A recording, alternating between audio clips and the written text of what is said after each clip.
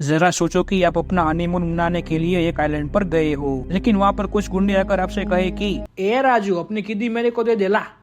आखिर वो लोग ऐसा क्यों कर रहे थे, इसको जानने के लिए हमारी कहानी में बने रहिएगा। कहानी की शुरुआत होती है और हमें एवा को दिखाया जाता है। तभी उसको अपने घर में कुछ हलचल सुनाई देती है, इसलिए वो चाकू लेकर बाहर चेक करने के लिए जाती है। तभी वो देखती है कि कुछ गुंडों ने उसके पिता को मार दिया था। यह देखकर वो घबरा जाती है और उन गुंडों की गन उठाकर उन गुंडों को ही मार देती है। असल में उसके पिता एक बड़े गैंगस्टर थे, लेकिन वो यह सब छोड़कर आम आदमियों की तरह जीने लगे थे।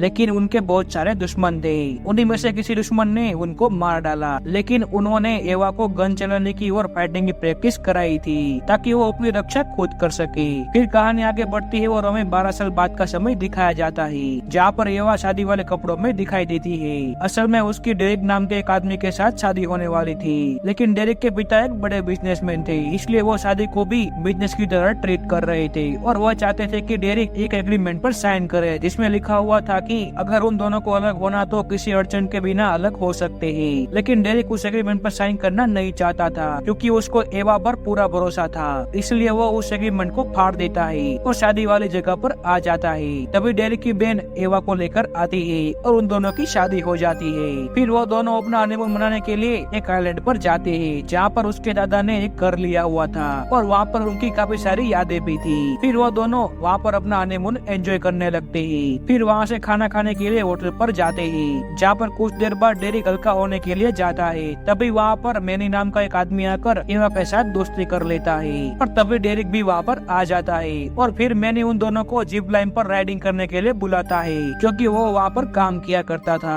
और एना भी वहाँ पर जाने के लिए एक्साइटिंग हो जाती है। फिर वो उनको डांस के बारे में भी पूछता है और उनसे कहता है कि मेरा दोस्त एक बार चलाता है, और वो दोनों भी वहाँ पर जाने के लिए उसके साथ चले जाते हैं। फिर जब वो दोनों डांस कर रहे थे, तभी वहाँ पर बिग बिज नाम का एक गुंडा आकर एवा के साथ बदतमीजी करने लगता है। यह देखकर मैनी उसको समझाता है, लेकिन वो उसकी बात ना सुनकर डेरिक को एक लात मारता है। यह देखकर एवा बिग बिज और उसके आदमियों को मारने लगती है और उनको मार मार कर बुरा हाल कर देती है। तभी वहाँ पर मैनी आकर उन दोनों को बाहर ले जाता है और एक गाड़ी में बिठाकर वहाँ से निकल जाते हैं। फिर अगली सुबह मैनी डेरिक के घर पर आता है और उन दोनों को मजाक में कहता है कि बिग बिज और उसके आदमी तुम लोगों को मारने के लिए आ रहे हैं। लेकिन वो फिर उन दोनों को बता देता है कि मैं मजाक कर रहा हूँ, और उनको कहता है कि मैं तुम दोनों को जिप लाइन पर ले जाने के लिए आया हूँ। और फिर वो दोनों तैयार होकर जिप लाइन पर जाने के लिए निकल पड़ते हैं। फिर वहाँ पहुंचकर बारी बारी जिप लाइन एंजॉय करने लगते हैं। तभी मैनी वहाँ की सबसे बड़ी जिप लाइन के बारे में बताता है, इसलिए डेरिक और मैनी अकेले ही वहाँ पर जाते हैं। लेकिन बीच रास्ते में ही डेरिक का पट्टा फट जाता है और वो जिप लाइन पर अटक जाता है।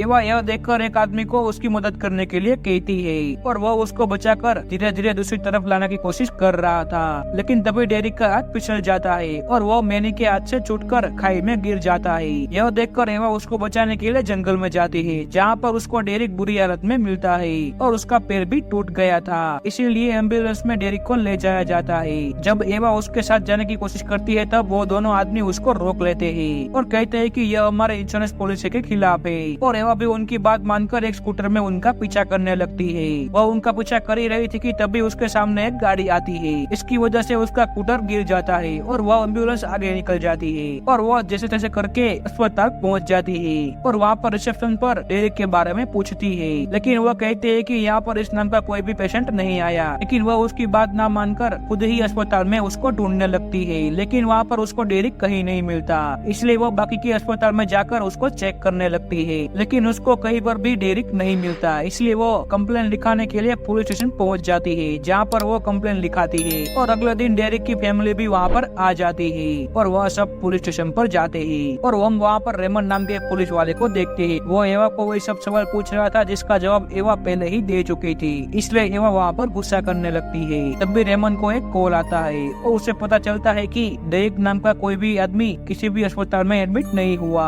इसलिए वो सामने करने के लिए उस जिप लाइन पर जाता है, जहाँ पर डेरिक गिरा था। वहाँ एवा उस आदमी को पहचान लेती है जो उसके साथ था, लेकिन वो आदमी एवा को और डेरिक को पहचानने से मना कर देता लगता है। यह सुनकर एवा उसका कॉलर पकड़ लेती है, लेकिन रेमन उसको वहाँ से पुलिस स्टेशन पर ले आता है, जहाँ पर उसको एक मैसेज आता है जिसमें एवा फाइटिंग करती हुई दिखाई देती है। और यह देखकर रेमन उसी पर शक करने लगता है, लेकिन एवा उसको कहती है कि मैं वहाँ पर अपना बचाव कर रही थी। तभी वो देखती है कि वह आदमी जो एम्बुलेंस लेकर आए थे उनके स्केचेस कहीं पर भी नहीं दिए गए। यह देखकर वो गुस्सा हो जाती है और वो कहती है कि मैं खुद ही डेरिक को ढूंढ लूंगी, और डेरिक के बारे में अलग अलग जगह जाकर पूछने लगती है और न्यूज चैनल पर भी डेरिक की इस्तेहान देती है। लेकिन 3 दिन बाद भी उसके बारे में कुछ नहीं पता चलता और उसके परेशान होकर डेरिक के पिता एवा पर ही शक करने लगते हैं और कहते हैं कि डेरिक तुम्हारी वजह से ही गायब हुआ है, क्योंकि तुमने बार में गुंडों के साथ हाथापाई की थी, या फिर तुमने मेरे पैसे के लिए डेरिक को मार दिया है।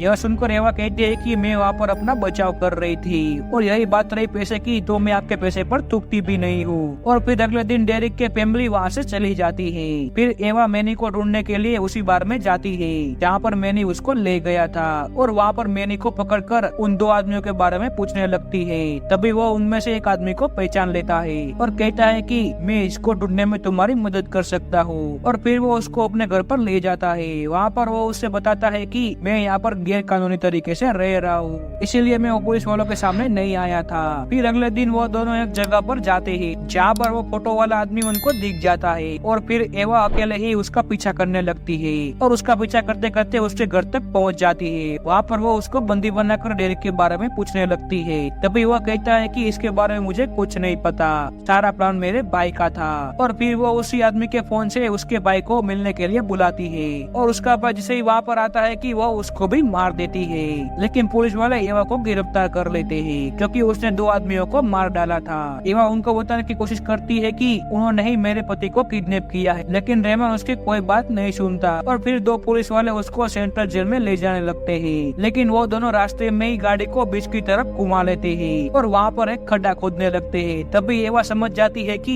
यह लोग भी उन गुंडों के साथ मिले हुए हैं। फिर वह किसी तरह अपने हाथ को हथकड़ियों से छुड़ा देती है और जब वो पुलिस वाला उसको लेने के लिए आता है तब वो उनको ही मार देती है। फिर वो रेमन को कॉल लगाकर अपने बेटे के रूम में आने के लिए कहती है। तभी रेमन देखता है कि एवा उसके बेटी पर गन तानकर बैठी हुई है और फिर एवा उसको सच बताने के लिए कहती है। फिर रेमन भी उसको सच बता देता है और कहता है कि डॉक्टर की गलती की वजह से डेरिक मर गया और वह नहीं चाहता था कि उसका क्लिनिक का नाम बदनाम हो, इसीलिए उसने मुझे रिश्वत दी थी। यह सब सुनकर एवा उसको भी मार देती है और फिर मैनी के घर पर जाती है जहाँ पर डिसाइड करते है कि वो डॉक्टर और उस रिसेप्शन पर बैठी हुई लड़की को मार देगी। फिर अगले दिन वो उस लड़की को मार देती है जो रिसेप्शन पर बैठी हुई थी और अंदर जाकर डॉक्टर को भी मारने लगती है। लेकिन तभी वो डॉक्टर कहता है कि डेरिक अभी तक जिंदा है। तभी हमें पता चलता है कि उस आइलैंड के सबसे बड़े गैंगस्टर की एक किडनी फेल हो गई थी और डेरिक की किडनी उसके साथ मैच कर रही थी, इसलिए उस डॉक्टर ने डेरिक को गायब किया था और वो उसी दिन उस अस्पताल में अपना ऑपरेशन करवाने के लिए आने वाला था। और तभी हम वहाँ पर सिल्वियो को देखते हैं, वो डेरिक को अपने साथ लेकर आया हुआ था और किसी को शक ना हो इसके लिए वो डॉक्टर एवा को अपने असिस्टेंट बनाकर ले जाता है और मौका देकर एवा सिल्वियो को बेहोश करने वाला इंजेक्शन लगा देती है और वहाँ पर छिपी हुई बंदूक निकालकर उसके आदमियों से गन ले लेती है और डेरिक को व्हील चेयर पर बैठाकर वहाँ से निकलने लगती है। लेकिन सिल्वियो बाहर फोन करके उसके आदमियों को उन दोनों को पकड़ने के लिए कहता है। जैसे ही वो दोनों बाहर जाते हैं कि उसके आदमी उन दोनों पर गोलियां चलाने लगते हैं, लेकिन एवा उनको मारकर गाड़ी देकर वहाँ से निकल जाती है और सिल्वियो भी उनका पीछा करने लगता है। लेकिन मैनी ने एक प्लान बनाया हुआ था जिसके मुताबिक वो एक नदी के किनारे उनका इंतजार कर रहा था और वो एक बोट में बैठकर दूसरी तरफ पहुंच जाते हैं और वहाँ से गाड़ी में बैठकर उसके घर पर पहुंच जाते हैं। लेकिन सिल्वियो के आदमी उसको उनका लोकेशन बता देते हैं और वो वहाँ पर पुलिस वालों के साथ पहुंच जाता है और वहाँ सभी लोगों के घर की तलाशी लेने लगता है। लेकिन एवा एक एक करके उनके आदमियों को ठिकाने लगा देती है और फिर सिल्वियो के साथ लड़ने लगती है। वो उसको मारने वाले थे, लेकिन तभी वहाँ पर पुलिस वाले डेरिक को बंदी बनाकर लाते हैं और उसको चाकू नीचे रखने के लिए कहते हैं। लेकिन तभी वहाँ पर वो गुंडा आ जाता है जो उसको बाद में परेशान कर रहा था और वो एवा के हाथ से चाकू ले लेता है और वो खुद ही सिल्वियो का गला काट देता है क्योंकि वो वहाँ का सबसे बड़ा गैंगस्टर बनना चाहता था। और फिर वो पुलिस वालों को कहता है कि इन दोनों को छोड़ दो और यहाँ से जाने दो। फिर मैंने एक बोट का इंतजाम करके उन लोगों को वहाँ से बेच देता है और इसी के साथ हमारी यह कहानी खत्म हो जाती है। अगर वीडियो पसंद आई हो तो लाइक कर देना और चैनल को भी सब्सक्राइब कर देना। मिलते हैं अगली वीडियो में।